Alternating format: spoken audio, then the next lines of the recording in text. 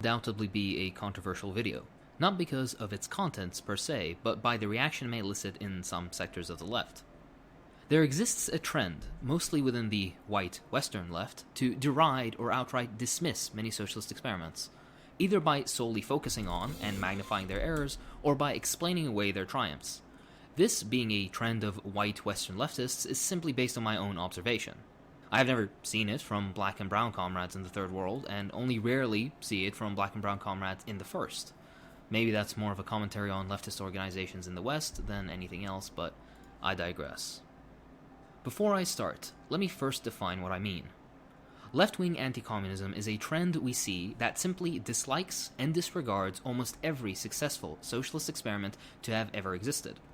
Now, we can debate whether they were the true pure socialism trademark that the pure socialists have in their minds or not. That isn't the point. These were nonetheless experiments with no former grand blueprint or guide that attempted to organize society along lines different to capitalism. They were successful, in my opinion, in doing so, and genuinely stood as the greatest and most long-standing threat to global capitalism to this day. Even their memory stirs fear in the hearts of the ruling class, and that's why, to them, they must be demonized at every turn. This sounds very Tankie-ish to me. Ugh. However, the left-wing anti-communists will not only reject these experiments, or damn them as the monstrosities that perverted some pure... Yeah, the Soviet Union ended up being fucking awful. Look, I'm all for, like, socialism and getting rid of, like, the shitty system we currently have that puts people like Jeff Bezos at the top, but you don't need to simp for the Soviet Union in order to advocate for better economic policy, right?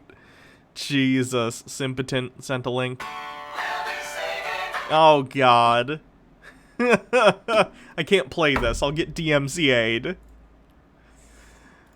Or socialism they've dreamt up, but in some cases claim that we don't have anything to learn from them, either.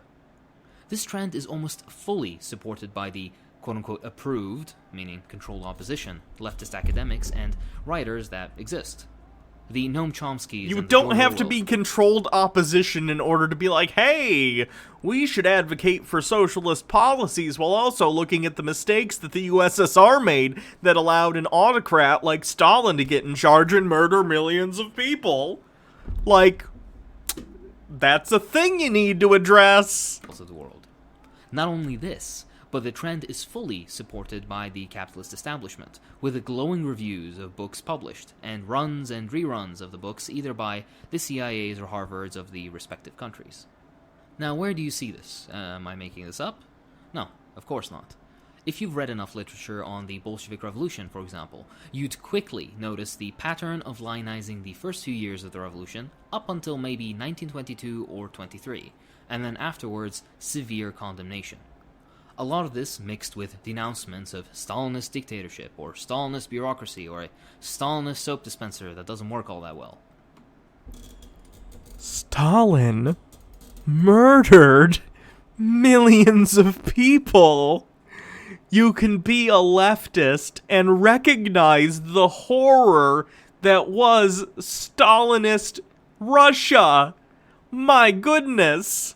This trend very easily fits with the left-wing anti-communist paradigm, as it glorifies the weakest, most fragmented, and most uncertain time period in Soviet history, in the guise of supporting worker democracy, which, by the way, didn't magically evaporate after 1923.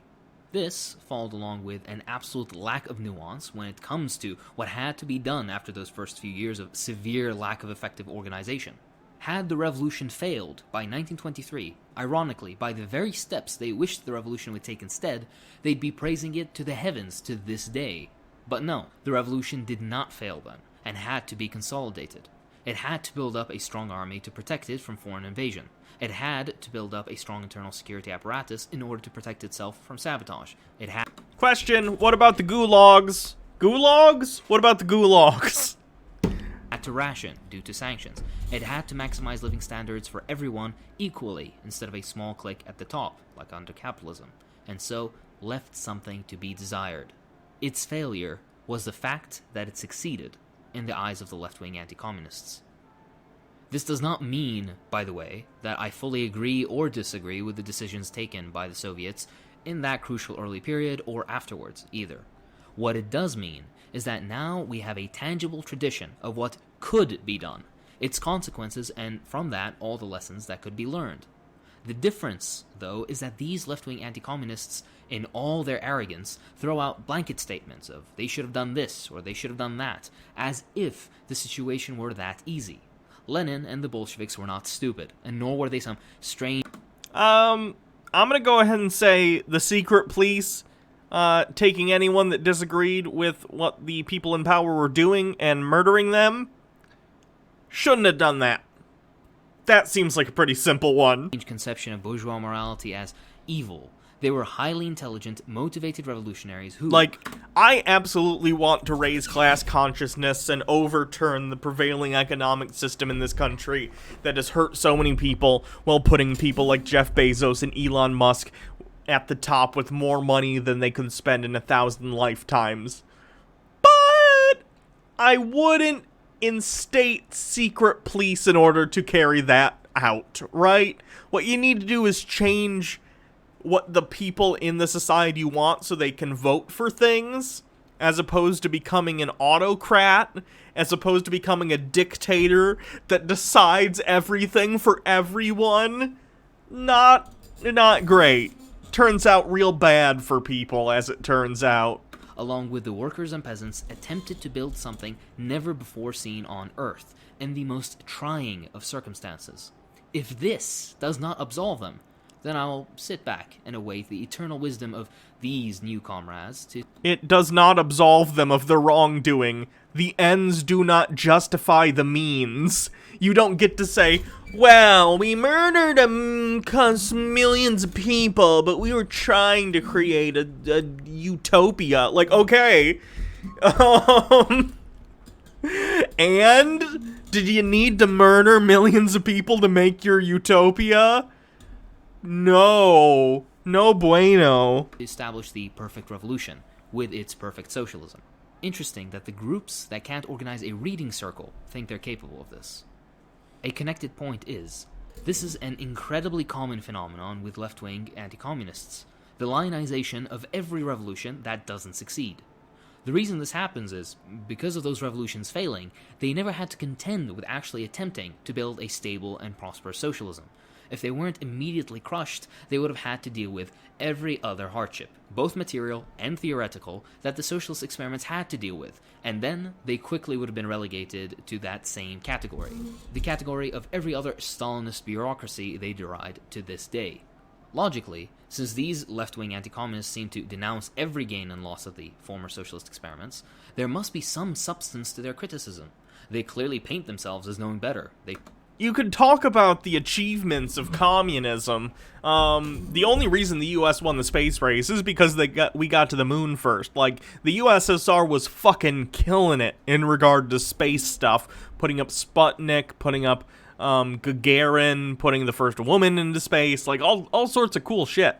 They were able to do all sorts of industrial stuff that was cool. Like... It was off the backs of hurting a lot of people, which in the end is the entire point of a socialist or communist system. You want the workers to be able to benefit. If the workers end up suffering, then the system has failed. Period. They should have done this, they should have done that, it abounds in their rhetoric. If that's the case, where are their revolutions? Where are their contributions to Marxist theory? Where are their organizations? You have to remember, when it comes to our leftist friends criticizing these movements, something that's always missing is nuance. Not everything was done perfectly, according to these comrades that have never been in that position, nor do they provide alternative solutions, aside from incredibly vague platitudes. Another thing to... It's not a platitude to understand that a functional government derives from the consent of the governed. You cannot force people into a system that they don't like. If a bunch of people are dissenting in opinions of how the government works, then it needs to be a discussion within society about why that is. If we want to change the systems in this country, wherever that might be, whether in the US or other places in the world, and say, hey, we no longer want this capitalist elite, this private interest monarchy to continue as it has for so many decades, then we need to explain to people and raise their class consciousness to understand how they're being exploited, and get everyone on the same page, and then elect politicians who are going to enact policies that are beneficial to the working class. That's an achievable goal that works for people because it derives its power from the consent of the governed. If you just force people into this, it's not going to work. Forcing people into any system, whether economic or political, ends badly. It really does. You gotta get people on the same page. Understand is why there even exists such rampant anti-communism within the left, especially within academic spaces. Putting aside the fact that, due to the century-long taboo on positive Marxist coverage, many liberals have infiltrated the space. We need to also examine how controlled media of all kinds is under capitalist society. The New York Times, and other media organizations, pass articles, parsed through capitalist social hegemony, to be reviewed by the CIAs and NSAs prior to publishing, and similarly, academic publishing houses block anything with even a remotely positive spin on a socialist experiment as a whole. Operation Mockingbird never ended, and you'd be naive to believe it did. Peer reviewers will reject positive journal entries, and publishing houses will outright refuse to look at transcripts if they dare present any evidence without frequent inflammatory damnations of the Soviet Union, Stalin, and socialism in general, regardless of the relevance. Even Okay, but it's always relevant, right? If I tell you, for instance, if I say, and I don't know if this is the case or not, but let's say it is, just for the sake of this. If I'm writing a paper and I'm talking about the efficiency of the industrial work of the USSR, and I say, oh, their industrial output was incredible, and I don't bring up the conditions that certain people had to work under, or the fact that you didn't necessarily... I can come up with a better example than this. Let's say I say something like, oh boy, dissent in the Soviet Union was really, really low. Political homogeneity was at an all-time high within the Soviet Union. And I don't bring up the fact that they were, like, using secret police to disappear people with differing opinions, then I've left out a huge chunk of the story. You cannot talk about the Soviet Union, at least post-Stalin and contemporary to Stalin, without talking about the incredibly overbearing interference of the state in businesses that should be private. And I don't literally mean businesses like people's business. I mean, like, you know, people's day-to-day lives, their opinions, how they feel about the government. You cannot dictate those things to people. You can't. That's a dictatorship, and it's wrong. Highly niche works, like Tauger's famine research, or J.R. Getty's research on the Great Terror, cannot escape this. Many times, they have to reaffirm their anti-communist credentials in multi-page prefaces, as if to reassure the reader that they in fact hold no love for the Soviet Union and socialism, and almost apologize for the fact that the evidence points to a nuanced and not cartoonishly evil reality. Nothing is allowed to be published unless it's the most obscure, boring specialist work, and even then, it can only be published by explicitly left-wing publishers or specialist journals. In such an environment of unparalleled freedom, is it surprising that these left-wing anti-communists internalize the hegemony of the ruling class? This leads into the fact that this is more or less prevalent only in the West. I hear these arguments and condemnations almost exclusively from mostly Western, mostly white voices. This doesn't mean that in the Third World, Marxists are ignorant. No, far from it. Marx, Lenin, Mao, hell, even Bordiga is sold by street booksellers here in Iraq. If anything, those in the Third World, by their personal experience, understand the necessity of nuance and the reasons for what some may deem authoritarian. A meaningless phrase, mind you.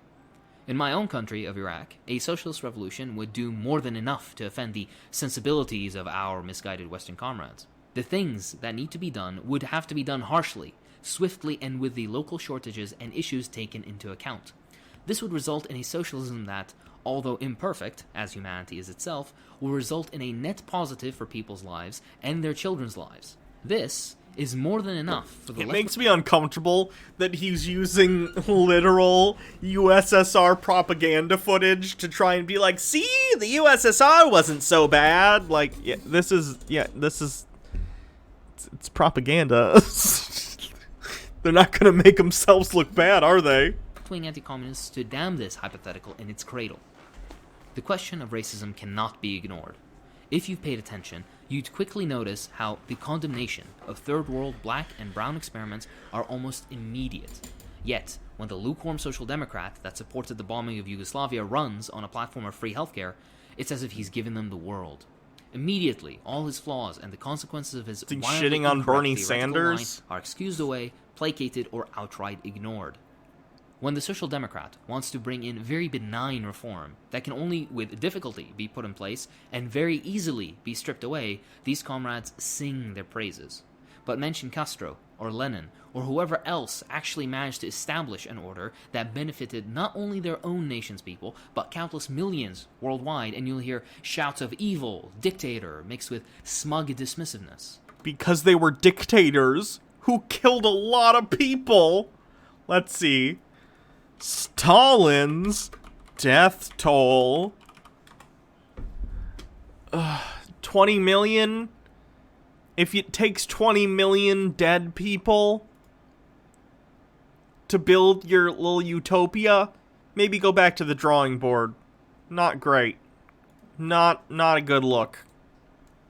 A frequent claim is that the evil communists wanted only power for themselves, that Lenin and Stalin, Mao, Castro, Ho Chi Minh, and all the others were simply power-hungry brutes that wanted nothing than to hold the population under their thumb. How one gains power by fighting for the rights of the powerless is never explained. Lenin was the son of a petty noble. Stalin had a promising career ahead of him after graduating from a seminary. Mao was the son of a wealthy farmer and was to inherit his father's vast tracts of land to make a very comfortable life for himself. Castro, too, was the son of a wealthy landowner, and he too was to inherit his father's lucrative sugar plantations. Yet, the first thing he did was nationalize his own family's farm before any other. The first things all of them did was repudiate that which gave them all that privilege in the first place. Okay, but that's if you're becoming like a dictator of a country, nationalizing your family's farm is a token act at best, because you've just become the one end-all be-all leader of the nation. You've become the most powerful person in the country. Why the fuck would you care about your farm? In order to fight for the unheard majority. How you can condemn figures that opted to fight brutal and difficult lives for the unlikely possibility of socialism happening within their own lifetimes as evil is beyond me. This is no great man theory. I am but trying to absolve these individuals as history has already absolved them. No, you can't absolve them of the things that they've done. I'm even willing to say that there were things within the USSR or whatever that functioned, but the fact is, they functioned off the fact that tons of people were hurt and murdered and lived in fear of the secret fucking police. That shit's not okay. That's not a functional society. That's not how you get people to get on board with socialism. That's not how you get people to a place where they want to advocate for their rights as workers. This is how you get people to go, oh, fucking crazy communist over here, trying to simp for Joseph Stalin. It's ridiculous. If you care about a political worldview, then you should be able to see flaws not only within it, but flaws in the ways that it has been implemented elsewhere. If our misguided comrades cannot see through the mist of capitalist hegemony is a matter of education and nuance, nothing else. Remember, they condemn a name, a Lenin or a Castro, but in reality, in their misguidance, they are condemning the millions that supported those movements as well. I repeat this as I always do. If leftists in the West achieved 1/10 what former socialist experiments had, they would elate themselves to the stars. This is not to say... What? What are you talking about? Look, again, I'm not about capitalism. I think it's shitty, and I think it takes advantage of the product of people's work and passes up to people at the top like a big pyramid scheme. I get that. However, incredible things have also been achieved under U.S. dominance, and again, I can criticize that too. The U.S. has done terrible fucking things. The U.S. had fucking Jim Crow and segregation until 1969. It was a nation built on slavery and the destruction of the cultures of the original people who lived here. It's a place where people can fall into poverty and starve. It's a place where, like, yada yada yada, whatever. But, like, amazing technology has also come out of the U.S., right? This is how a reasonable person looks at different things. I can look at the Soviet Union and say, yeah, they were socialist, whatever, they were communist, however, they did awful things and killed ridiculous amounts of people. And you can also look at capitalism and say, I disagree with the people who are hurt under capitalism as well, however, that doesn't make everything that has come out of capitalism bad, right? Like, the internet is a thing. It's changed the world. And it was built out of, again, American military dominance. It was built out of a military program and then put into the stream of commerce, and it did become a thing. I'm a fan of market forces. Like, I'm a market socialist, so I'm gonna have a little bit of a boner for that kind of thing, but I don't know.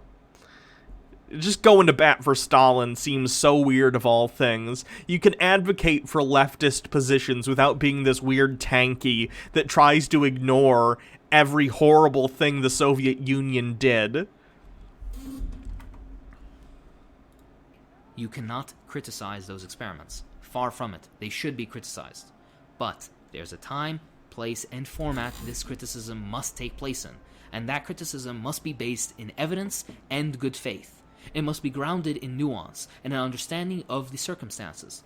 This is... And you, who are literally using USSR propaganda footage throughout this entire video, are a bastion of good faith argumentation. This is the criticism honest Marxists take part in, unlike the eternal traitors of our movement, such as Orwell, who attacked the Soviet Union at the height of its war against the fascist menace. Yes, the darling of the CIA, the same Orwell that reported Marxists, gays, and black agitators to Britain's secret police. If you hold Orwell in any positive regard, you need to reassess your political inclinations. This leads me to another point. Due to the unending onslaught of Shamrockstar, thanks for the 100 bits. Those that defend examples of former socialist experiments look like blind admirers of those systems. I understand. But that's only because they have been forced to be on the defensive their entire existence, practically. Marxist-Leninists are not blind lovers of those socialist experiments, as left-wing anti-communists are blind detractors. If you doubt this, join a Marxist-Leninist space and ask for criticism. I can assure you, you'll get more than you bargained for. The most scathing criticism of Marxist-Leninist experiments come from MLs themselves. If you continue to doubt this, then stay tuned, as the next video I upload will roughly outline the faults and mistakes of 20th century socialism as I see them. Nonetheless, defending our heritage, while understanding its flaws and learning its lessons, is infinitely better than being a spineless coward that crumbles against the most superficial pressure, and as a result denounces the experiments in their totality, only because Red Scare CIA propaganda told them to. This entire topic, and so much more, is dealt with in Michael Parenti's excellent work, Black Shirts and Reds. I cannot recommend this book enough. Oh boy. Seems like an interesting guy. We'll definitely cover more of his videos in the future. I'll have to check out more of it. I'm curious what his criticisms. Former socialism's faults? We'll check that out sometime. I'm curious what he's gonna say. I'm wondering if, like, hey, secret police. Gulags. I'm wondering if that's gonna be on the list. Dictatorships, you know. All the fun stuff.